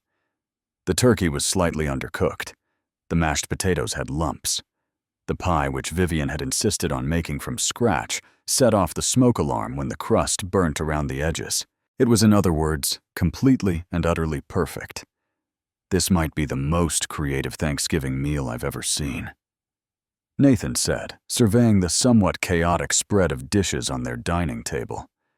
I think the stuffing looks like something from a horror movie, Emma added helpfully. Vivian burst out laughing, a sound that filled the small apartment with warmth. I've negotiated million-dollar contracts and managed hundreds of employees, but apparently cooking is beyond my skill set. They held hands around the table, and Emma said, grace thanking God, for her daddy for Miss Vivian, and for the burnt pie that still smelled really good, even if it looked kind of scary. After dinner, Emma fell asleep on the couch with her head in Vivian's lap, exhausted from the excitement of the day. Nathan and Vivian sat together on the balcony, wrapped in a blanket, against the November chill, watching the city lights twinkle below. This has been the best Thanksgiving I've ever had, Vivian said softly. Nathan wrapped his arm around her shoulders. It's just the beginning, you know. There will be Christmases and birthdays and random Tuesdays that turn out to be special for no reason at all. Vivian turned to look at him, her eyes shining with unshed tears. I love you, she whispered. The words came out like a confession, like she was revealing something precious and terrifying. I love you, Nathan. I love Emma. I love this messy, imperfect, beautiful life you're building. Nathan's heart felt like it might burst. I love you too. He said the words emerging naturally, as if they'd always been there, waiting to be spoken. I love you, Vivian Hayes. Every part of you. They kissed under the stars with the sounds of the city below them, and the promise of a shared future stretching out before them like an endless road. The months that followed were a lesson in what family could look like when it was built on choice rather than obligation. Vivian became a permanent fixture in Nathan and Emma's lives, her toothbrush appearing in their bathroom, her favorite coffee showing up in their kitchen, her laughter becoming as familiar as the sound of Emma's footsteps. She was there for homework sessions and bedtime stories for sick days and celebration dinners for all the mundane moments that added up to a life. Emma's relationship with Vivian deepened in ways that made Nathan's heart swell. She started calling her Viv instead of Miss Vivian, the nickname emerging naturally as the formality between them dissolved.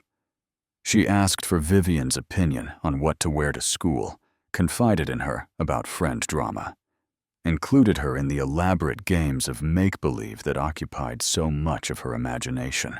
One evening, Nathan came home from a grocery run to find Vivian and Emma in the kitchen, both covered in flour and giggling helplessly at something only they understood. They were attempting to make cookies a project that had clearly gone off the rails somewhere between measuring the ingredients and actually baking them. What happened here? Nathan asked, surveying the disaster with amusement. We're experimenting, Emma announced proudly. Viv says the best discoveries happen when you don't follow the rules. The resulting cookies were misshapen and slightly burnt around the edges, but Nathan ate 3 of them and declared them the best he'd ever tasted, which made Emma beam with pride and Vivian smile at him with such tenderness that he had to look away before he said something impossibly sentimental. At the office, their relationship was public knowledge now, though both of them worked hard to maintain professional boundaries during work hours. Vivian had promoted Nathan to senior marketing director, a decision that had been vetted by the board to ensure there were no accusations of favoritism, and their colleagues had adjusted to the new reality with varying degrees of grace. Some people, like Nathan's friend Marcus from the creative team, were genuinely happy for them. Others, like a few of the more ambitious junior executives, viewed Vivian's relationship as evidence that the Ice Queen was going soft. But Vivian's standards remained high, even as her demeanor softened, and anyone who mistook her happiness for weakness quickly learned otherwise. The real test came one night in early spring when Nathan was washing dishes, and Emma approached Vivian with unusual seriousness. "Viv, can I ask you something?" Vivian set aside the book she'd been reading, giving Emma her full attention. "Of course, sweetheart. Anything. Do you love my daddy?" Nathan froze at the sink, the dish in his hands forgotten, as he listened to the conversation happening behind him. "Yes," Vivian answered without hesitation. "I love your daddy very much. Are you going to stay?" Emma's voice was small, carrying the weight of an 8-year-old who had already learned that love didn't always mean forever. "My mom didn't stay. She said she loved me, and then she left." Nathan's heart broke at the words.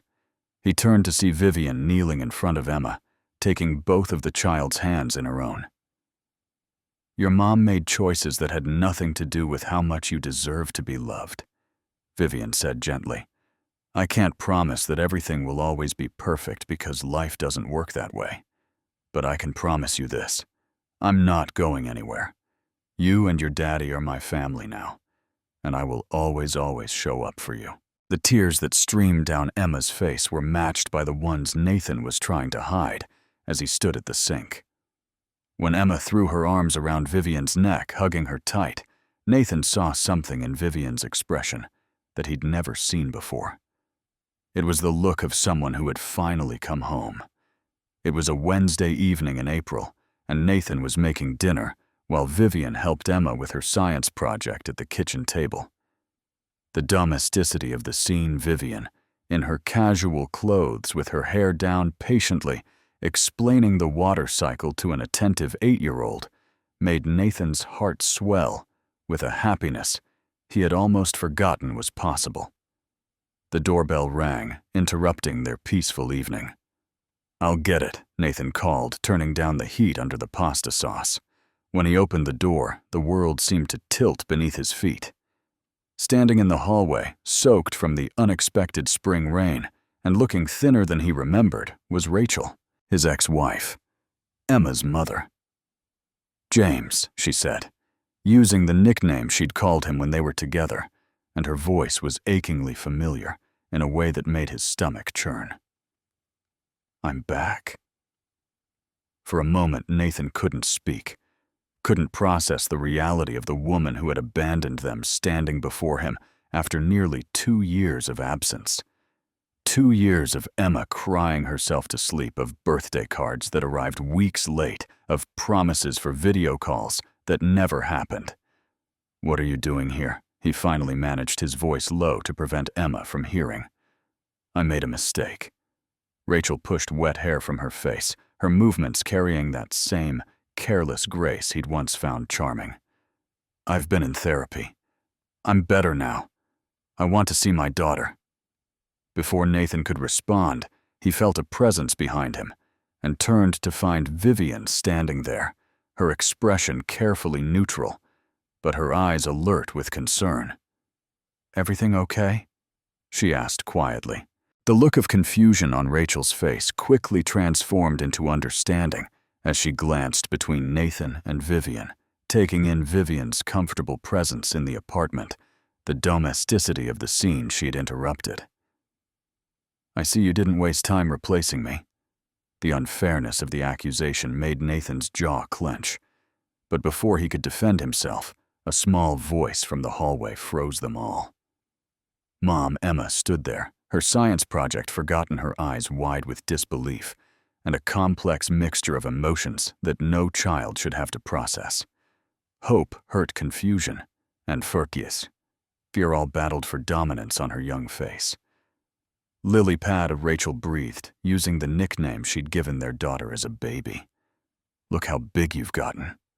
Nathan felt Vivian's hand slip into his, a silent gesture of support that gave him strength he desperately needed. This was the moment he'd both dreaded and hoped for since Rachel walked out the door 2 years ago. Her return would either begin to heal Emma's wounds or deepen them beyond repair. And now Vivian, this woman, who had become so essential to their lives, was caught in the middle of their broken family's reunion. The next few hours passed in a blur of tense conversation and barely concealed resentments. Rachel sat on the couch that had become Vivian's regular reading spot, making small talk with a daughter who responded with cautious hope and desperate longing. Nathan watched his ex-wife, carefully noting the two bright eyes, the jittery energy, the practiced sincerity that had always been her specialty. Rachel was saying all the right things. "I've changed, I'm sorry. I want to be part of your life," but something about her felt off, calculated, in a way that made Nathan's protective instincts flare. Vivian excused herself early in the evening, giving them space for this family moment, and Nathan felt a pang of fear as he watched her go. Their relationship was still fragile, still new, and this complication might be more than their carefully built foundation could handle. After Rachel finally left with plans to meet Emma for lunch the following weekend, Nathan found Vivian sitting on his balcony, staring out at the city lights, with an expression that made his heart ache. "I'm sorry," he said, sitting beside her. "I had no idea she was coming back." Vivian turned to him, and he was struck by how vulnerable she looked, how far removed from the Ice Queen, who had once made his professional life miserable. "Do you still love her?" The question caught him off guard, but his answer was immediate and honest. That ended long before she physically left. We'd grown apart over the final years of our marriage, becoming roommates instead of partners. By the time she walked out that door, the love was already gone. "But she's Emma's mother," Vivian said quietly. "And Emma needs her mother." Nathan took her hand. "Emma needs people who love her consistently and completely. Rachel has a lot to prove on that front." He paused, gathering his courage. "And I need you." The words hung in the air between them, vulnerable and true. Vivian's eyes glistened in the dim light, and Nathan could see the war happening behind them, the battle between her desperate need for love and her deeply ingrained fear of abandonment. "I've never done this before," she admitted. "Been part of a family with all its complications. I don't know the rules. I don't know how to navigate ex-wives and custody issues, and a child who might be more interested in her biological mother than in the woman her father is dating." Nathan squeezed her hand. "There are no rules. That's the point. We figure it out together, just like we've been doing." "What if I'm not enough?" Vivian's voice was small, carrying the weight of every time she'd been left behind. "What if I can't be what Emma needs?" Nathan turned to face her, fully taking both of her hands in his. "Do you remember what you told Emma a few weeks ago, when she asked if you were going to stay?" Vivian nodded, her expression uncertain. "You said you would always show up for her. That's what you are, Vivian. You're someone who shows up. You've shown up every day since we started this in ways that Rachel never did, even when she was here. But she's Emma's mother. The biological connection, the history, means nothing if it's not backed up by action." Nathan's voice was firm. "You've been more of a mother to Emma in the last few months than Rachel was in the 2 years before she left. You've read her stories and helped with her homework and taught her that adults can be reliable. That's what matters." Vivian was quiet for a long moment, processing his words. Then she said something that revealed the depth of her fear. "I've never been chosen before. Not really. My father didn't choose me. Michael didn't choose me. Everyone I've ever loved has eventually decided I wasn't worth the effort." Nathan pulled her close, wrapping his arms around her. "Then let me be the first. I choose you, Vivian. Every day. Forever." The words broke something loose inside her, some final wall that had been holding back years of suppressed emotion. Vivian cried against his chest, deep, shaking sobs that spoke of decades of loneliness finally releasing their grip. "I love you," Nathan said against her hair. "Whatever happens with Rachel, Whatever complications arise, it doesn't change what we're building together. I love you too, Vivian whispered back. I'm just scared. Being scared is okay. Nathan pulled back to look at her face, wiping the tears from her cheeks with gentle thumbs. But being scared doesn't mean running away. It means holding on tighter. They sat together on the balcony until the sun began to rise, two people who had learned to be alone, finally admitting that they were better together. Rachel's visits became more frequent over the following weeks, and with each one, Nathan's suspicions grew stronger. She arrived with expensive gifts that seemed designed to buy Emma's affection rather than earn it.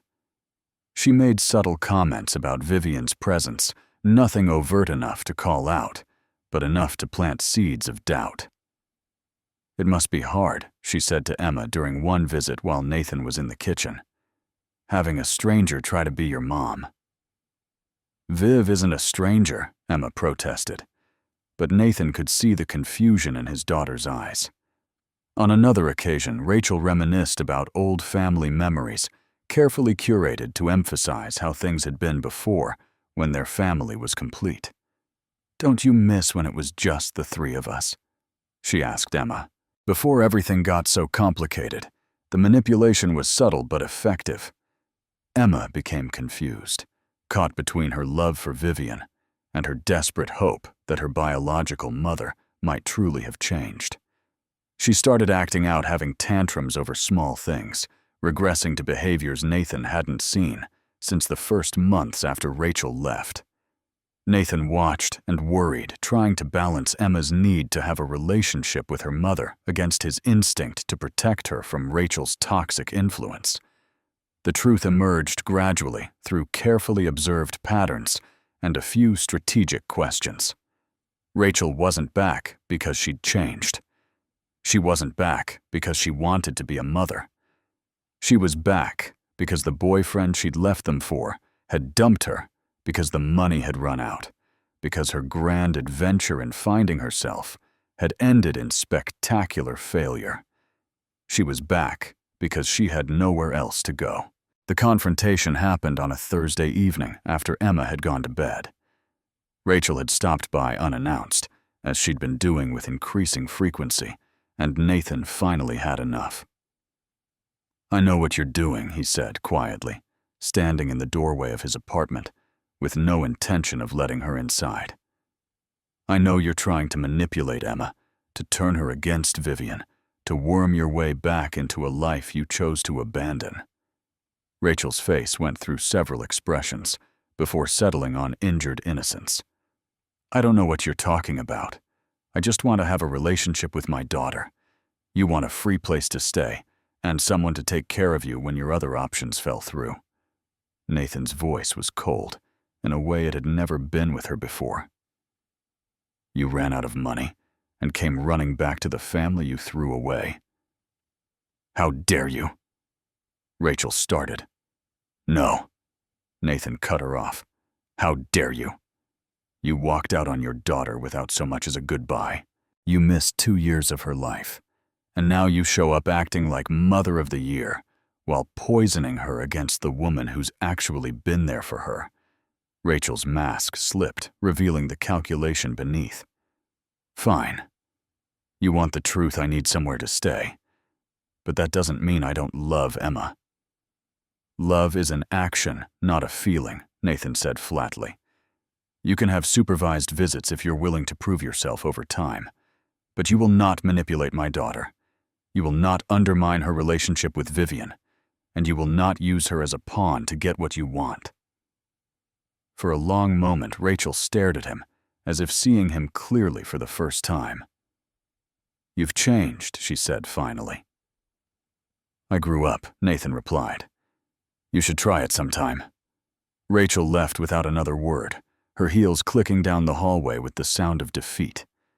Nathan closed the door and leaned against it, exhausted by the confrontation, but certain he'd done the right thing. Nathan didn't realize Emma had overheard parts of the conversation until she appeared in the living room an hour later, her face streaked with tears. Daddy, she said, and her voice carried a weight no 8-year-old should have to bear. I heard you talking to Mom. Nathan's heart sank. Come here, sweetheart. Emma climbed into his lap, curling against his chest, like she used to when she was smaller. She said things about Viv. At lunch last week when you went to the bathroom, she said Viv wasn't my real family, and that someday she would leave too. Oh, baby! Nathan held her tighter, rage at Rachel mixing with heartbreak for his daughter. That's not true. You know that's not true. I didn't believe her, Emma said, her voice fierce despite the tears.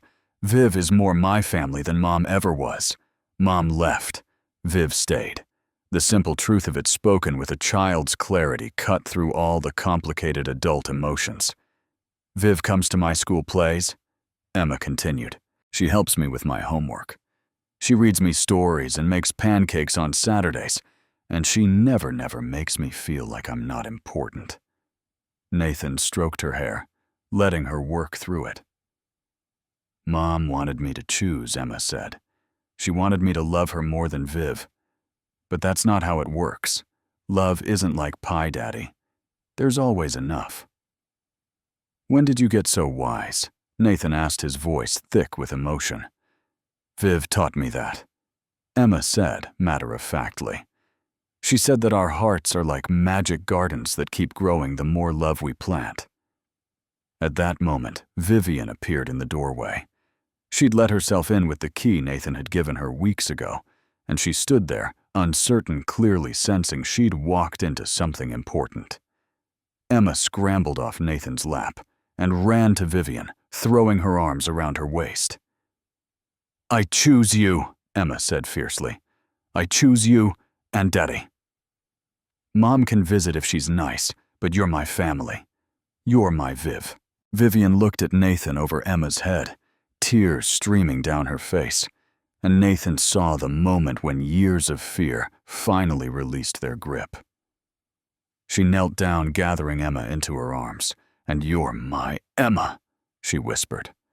My brave, beautiful, wonderful Emma.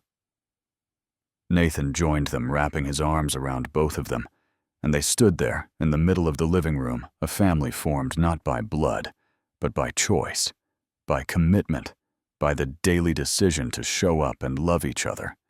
Family isn't about blood. It's about who shows up and stays. If this story is touching your heart, let us know in the comments. 1 year after the kiss that started everything, Nathan began planning the proposal. He'd been carrying the idea around for weeks, turning it over in his mind, considering and discarding various locations and scenarios. A fancy restaurant seemed too impersonal. A surprise trip felt too elaborate. What he wanted was something meaningful, something that acknowledged not just his love for Vivian, but the family they'd built together. The answer when it came to him was perfect. Emma was delighted to be part of the secret. She helped Nathan choose the ring, examining options, with the serious consideration of someone making a life-altering decision, which in a way she was. She practiced her part in the plan, a simple but crucial role that made her feel included in this moment that would officially make Vivian part of their family. The day arrived on a sunny Wednesday afternoon. Nathan had arranged with the school to come early before the regular reading session, and he'd coordinated with the teachers and staff who had watched Vivian's transformation over the past year. When Vivian walked into the school library for her usual volunteer session, she found something completely unexpected. The children she'd been reading to for nearly 3 years were seated in a circle, each holding a hand-lettered sign. The sign spelled out a message. Will you marry us? In the center of the circle stood Nathan and Emma, both dressed in their best clothes, both grinning with barely contained excitement. Vivian's hands flew to her mouth, her eyes filling with tears as she processed what was happening. Nathan stepped forward, taking her trembling hands in his. Vivian, he began, 1 year ago, you kissed me in the middle of an argument and changed my entire life. You taught me that the walls we build to protect ourselves can also be prisons. You showed my daughter what it looks like when someone chooses to stay. You became my partner, my best friend, the woman I can't imagine facing another day without. Emma bounced on her toes, barely containing her excitement. We don't just want you in our lives, Vivian. We want you in our family. Officially, permanently, forever. Nathan reached into his pocket and pulled out the ring, a simple but elegant diamond that caught the light and sparkled. Vivian Hayes, will you marry us? For a moment, Vivian couldn't speak. Tears streamed down her face as she looked at Nathan, at Emma, at the circle of children who had become such an important part of her journey. Then she laughed, a sound of pure joy that echoed through the library. Yes, she said, and then, louder, more certain. Yes, yes, 1,000 times. Yes. Nathan slipped the ring onto her finger, and Emma rushed forward to join the embrace. The children cheered, the teachers wiped their eyes, and somewhere in that crowded school library, 2 wounded souls finally found their happy ending. The wedding took place 6 months later in a beautiful garden venue that Vivian had chosen because it reminded her of the illustrations in her favorite childhood books. It was a small ceremony, intimate and meaningful, with just the people who mattered most. Colleagues from Apex who had watched Vivian's transformation. Mrs. Patterson, who had been like family to Nathan and Emma for years. The teachers from Westside Elementary, who had witnessed the story unfold from the beginning. Vivian walked down the aisle in an elegant ivory gown that hugged her figure and flowed behind her like a dream. Her blonde hair fell in soft waves adorned with small white flowers, and her face glowed with a happiness that made every person present catch their breath. Emma served as junior bridesmaid and flower girl combined, taking her dual roles with the seriousness they deserved. She scattered petals along the aisle and stood proudly beside her father as he waited for his bride. When Vivian reached Nathan, he took her hands and looked into her eyes. Seeing not the Ice Queen who had once made his professional life impossible, but the woman who had become everything he never knew he needed. Their vows were personal and heartfelt. Nathan spoke first. Vivian, you walked into my life as my impossible boss and became my impossible to live without partner. You taught me that strength and vulnerability can coexist, that walls can come down without everything crumbling. I promise to choose you every single day, to be your safe place when the world feels overwhelming, to build the family you always deserved. Vivian's voice was steady despite her tears. Nathan, you saw behind my armor when everyone else only saw the mask. You and Emma gave me something I'd given up hoping for: a family, a home, a place where I belong. I promise to keep showing up, to keep loving you both with everything I have, to never again hide behind walls when I could be building bridges. Emma handed them the rings, her face split in a grin that seemed too big for her small features. When the officiant pronounced them, husband and wife, Nathan kissed Vivian with all the love they'd built over the past year, all the challenges they'd overcome, all the promises they were making for the future. The reception was filled with laughter and dancing, and more joy than either of them had expected. Vivian danced with Emma, both of them laughing as Nathan watched from the sidelines, his heart full beyond measure. Later that evening, surrounded by the people who loved them, Vivian leaned against Nathan and whispered the words that summarized everything they'd become. I spent my whole life being afraid, she said. Afraid of being left behind. Afraid of needing anyone. Afraid that love was something that happened to other people. And then you showed me that love isn't about never being afraid. It's about finding someone who makes the fear worth facing. Nathan kissed her temple, and I spent years thinking I could only be a father, that the part of me capable of romantic love had died with my marriage. You reminded me that hearts can heal, that second chances are real, that the best love stories often start in the most unexpected places. Like in the middle of an argument, Vivian said with a smile. Best argument I ever had, Nathan agreed. As the evening wound down, they gathered Emma between them. The three of them forming a circle of arms, and love that felt as solid as anything in the world. The legal papers had been signed that morning. Vivian was officially Emma's adoptive mother. They were in every way that mattered a family. 3 years after the wedding, life had settled into a rhythm that still surprised Vivian with its warmth.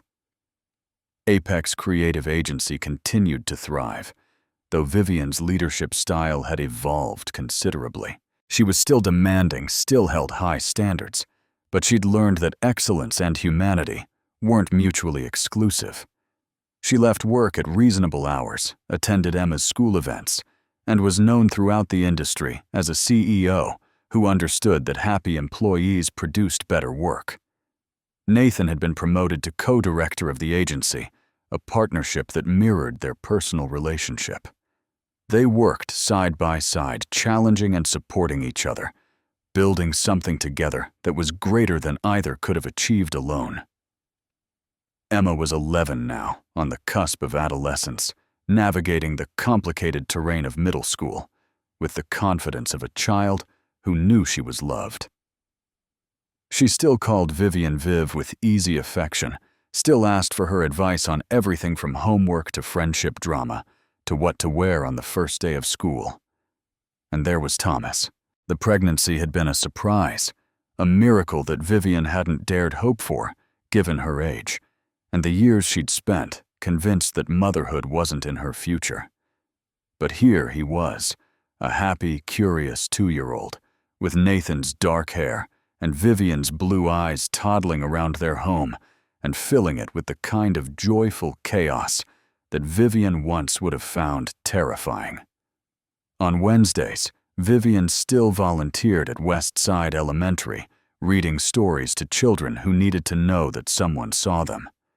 Emma sometimes came with her, now helping with the younger kids, passing on the same love of reading that had connected her to Vivian in the first place. It was during one of these Wednesday sessions that Vivian found herself watching Emma help a shy little boy choose a book from the library shelf. The boy was new to the school, quiet and withdrawn, in a way that reminded Vivian painfully of herself at that age. Emma was patient with him, asking questions about his interests, suggesting books she thought he might like, treating him with the same thoughtful kindness that Vivian had shown her years ago. This was what family meant, Vivian realized. Not just the people you loved, but the love you passed on. The cycles you broke, and the new ones you created. The way one act of kindness could ripple outward, touching lives you might never know about. When Nathan arrived to pick them up, Thomas on his hip, and a smile on his face, Vivian felt the same surge of gratitude she experienced every time she saw her family together. "Ready to go?" Nathan asked. "Almost," Vivian said. "Just watching Emma work her magic." "She gets it from you," Nathan replied. "The ability to make people feel seen." Vivian shook her head. "She gets it from both of us. From this family we built together." That evening dinner was the usual controlled chaos. Thomas banged his spoon against his high chair, while Nathan tried to convince him that vegetables were actually delicious. Emma was telling them about her day in the breathless, detailed way that only 11-year-olds could manage. Vivian poured wine for herself, and Nathan feeling a contentment that still amazed her after all these years. "Mom," Emma said suddenly, using the word that still made Vivian's heart skip. "Remember when you used to be scary at work?" Nathan nearly choked on his water. Vivian laughed, a real laugh that came from somewhere deep and happy. "I was never scary," she protested. "I was just very focused. Dad says people used to call you the Ice Queen," Emma countered. Vivian looked at Nathan, who had the grace to look slightly embarrassed. I might have mentioned that once. Well, it was true, Vivian admitted. I built walls around myself because I was afraid.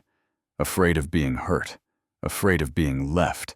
Afraid of needing anyone. She reached across the table and took Nathan's hand. Then your dad taught me that walls don't protect you from pain.